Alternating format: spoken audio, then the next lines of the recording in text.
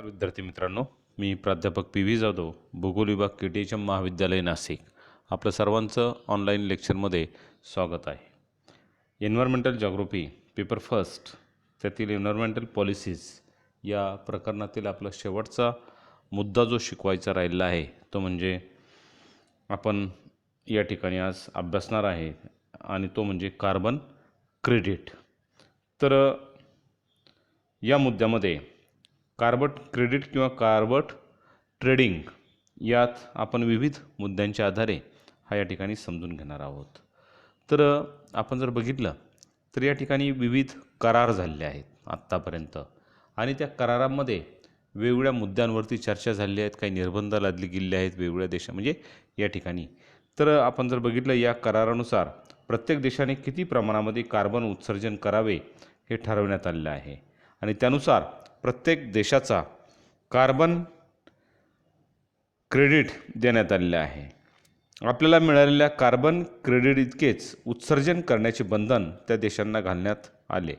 समजा एखाद्या देशाने आपले कार्बन क्रेडिट पूर्णपणे उपयोगात आणले असेल आणि त्यापेक्षा अधिक कार्बन उत्सर्जन करण्याची त्यांना आवश्यकता असेल तर त्या देशांनी इतर देशाकडून कार्बन क्रेडिट उपलब्ध करून म्हणजे थोडक्यात ते विकत घ्यावेत.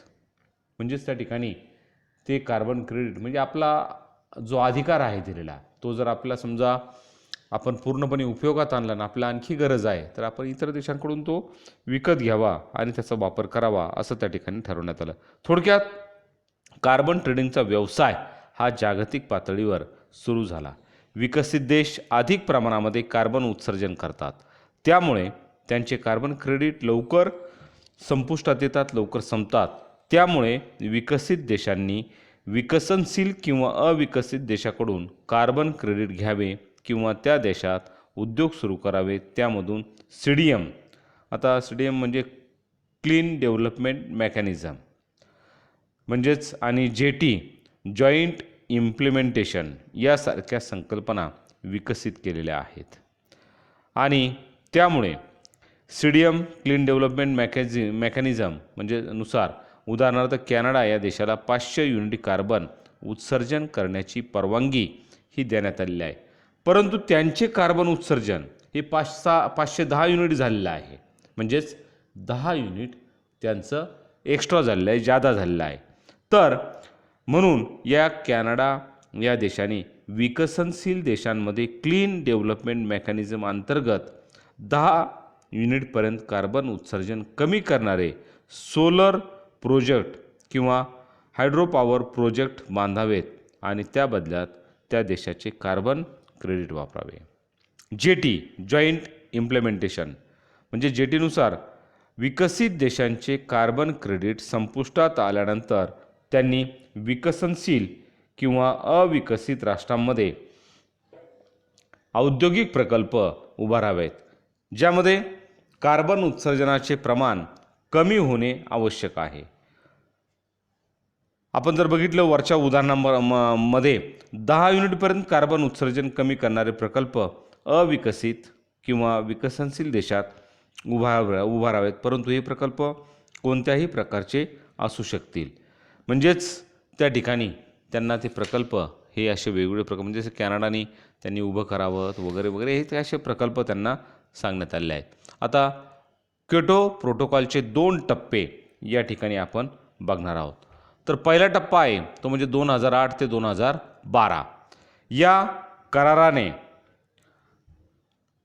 अनुसूची 1 मध्ये समाविष्ट असलेल्या 37 विकसित देशांनी सन 2012 पर्यंत हरितगृह वायू कमी करण्याचे कायदेशीर निर्बंध स्वीकारले होते. त्यानुसार या देशांनी त्यांच्या 1990 साली असलेल्या हरितगृह वायू उत्सर्जनाच्या प्रमाणाच्या सरासरी 5.2% उत्सर्जन कमी करावे असे ठरले.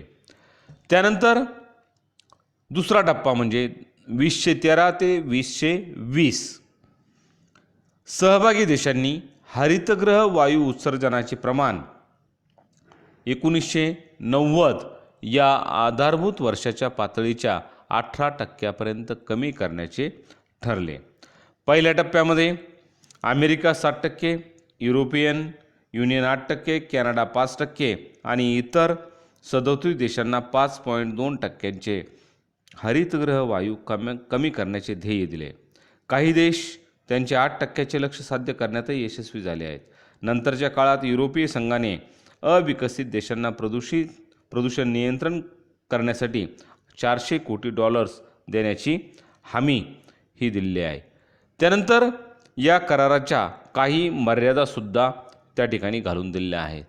तर पहिली मर्यादा जर आपण बघितली तर क्योटो प्रोटोकॉल विकसित देशांना आणि औद्योगिकरण अधिक प्रमाणात झालेल्या देशांना हरितगृह वायूचे उत्सर्जन जास्त प्रमाणात होण्यास जबाबदार मानलेले आहे.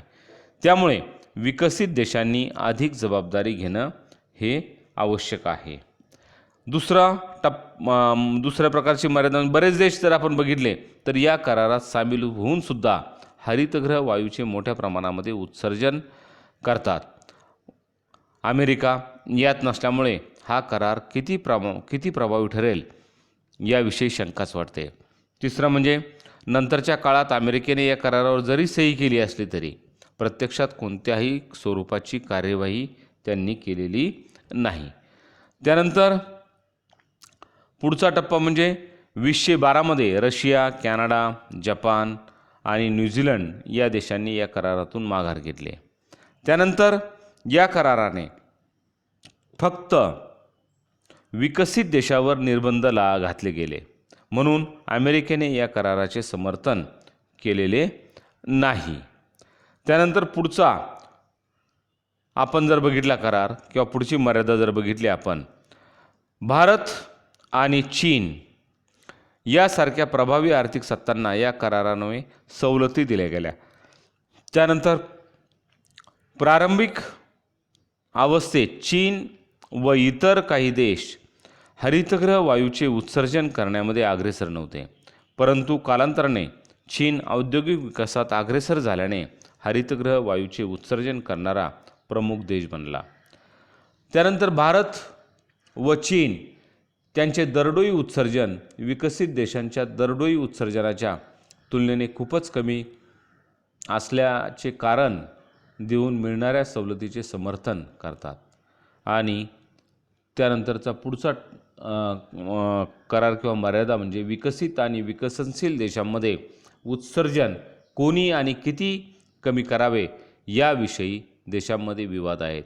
आणि शेवटची मर्यादामध्ये क्योटो प्रोटोकॉलची अंमलबजावणी जर आपण बघितली तर ती क्लिष्ट होती.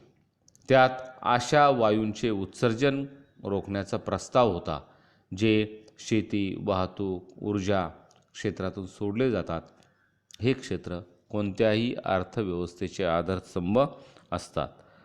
त्यानंतर 9व्या शतकात जागतिक तापमानवाढीला नियंत्रित करू पाहणाऱ्या या कराराचे यश हे विकसित देशांकडून हरितगृह वायूच्या उत्सर्जनाचे प्रमाण सर्वाधिक आहे.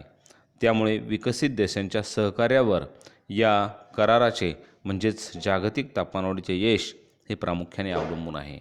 उदारमतवादी आंतरराष्ट्रीय राजकारण्यांच्या सहकार्य या मूलभूतत्वावर अवलंबून आहे. विकसनशील या देशांचा समन्वय यासाठी आवश्यक असतो. तर विद्यार्थी मित्रांनो, या ठिकाणी आपला शेवटचा चॅप्टर म्हणजेच आपला सिलेबस हा 4th सेमिस्टर किंवा आपण थोडक्यात SYचा 2nd सेमिस्टर म्हटलं तरी चालेल, हा सिलेबस आपला पूर्ण झालेला आहे. आणि तुम्हाला पुढच्या फायनल एक्झाम्पलसाठी म्हणजेच वार्षिक परीक्षेसाठी या सत्राच्या तुम्हाला सर्वांना माझ्यातर्फे शुभेच्छा आणि धन्यवाद. थँक्स. तुमचे जर काही प्रश्न असतील तर तुम्ही मला या ठिकाणी या माझ्या मेलवरती किंवा प्रत्यक्ष फोनमार्फतसुद्धा तुम्ही मला विचारू शकता. तर पुन्हा एकदा थँक्स. धन्यवाद.